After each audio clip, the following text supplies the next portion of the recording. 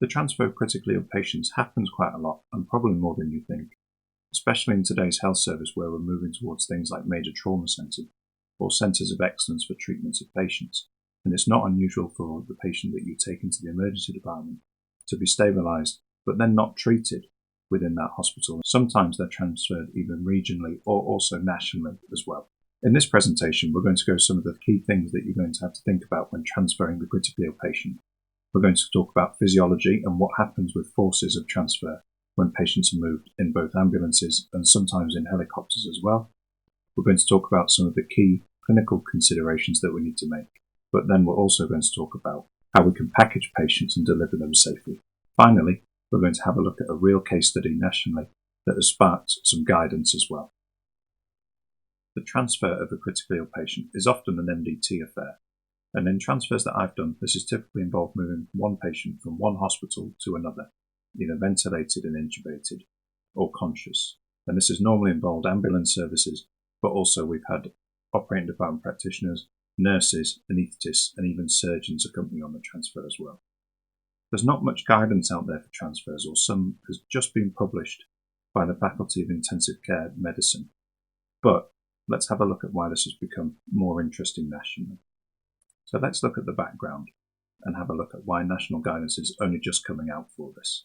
And the most recent data, and I know it's quite old, is from 1997, where 11,000 patients were transferred between hospitals.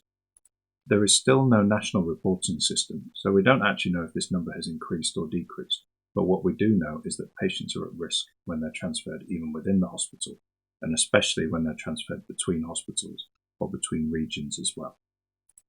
But during 2014 to 2017, there were about 28,000 admissions to ICU, but these were from other hospitals. So what we can say from that data is that it's actually increased from 11,000 patients to around 28,000. And this is probably going to get more prominent as well as we get into centres of care and excellence. It's likely that when you're a qualified paramedic, you might be called on to assist with transferring a surgical patient or a critically ill patient to another part of the region or even another part of the country. Out of these patients, a lot of them were level 2 or level 3, and that's how we describe ICU patients. Level 2 patients are generally awake. They may have some analgesia running, but they're generally conscious.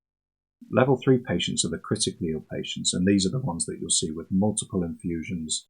They'll be intubated, they'll be ventilated, they'll have propofol running to keep them asleep, they'll have a muscle relaxant, and they may well have analgesia running as well. And these are the patients that we have to protect most during transfer with an MDT approach and planning, but these are also the patients that are most at risk. So hospital transfers actually happen quite a lot. And as I've alluded to previously, where you deposit the patient in the emergency department, as you've probably seen from your hospital placements, is sometimes not where they're actually treated. And a typical patient's journey can take a lot of different routes. So let's take a look at a typical patient's journey. What you will normally find is that the patient is transferred from perhaps the scene of an RTA with a head injury potentially. And this is a transfer from the site of injury, either by ambulance or by helicopter, and then they're transferred into the hospital. Normally when we get this type of patient in the hospital, we have to do a CT head. And this lets us know if there's any injuries into the brain or if there's any fractures or anything that needs urgent treatment. So for argument's sake, let's say that this patient's got an extradural hematoma with an associated fracture, and these always require an urgent neurosurgical referral. We can then say that another transfer happens indicated by the black line, where the patient's then transferred from the CT department, which can be in another room or another part of the hospital, or even sometimes another floor, to the emergency department for the assessment by the neuro team.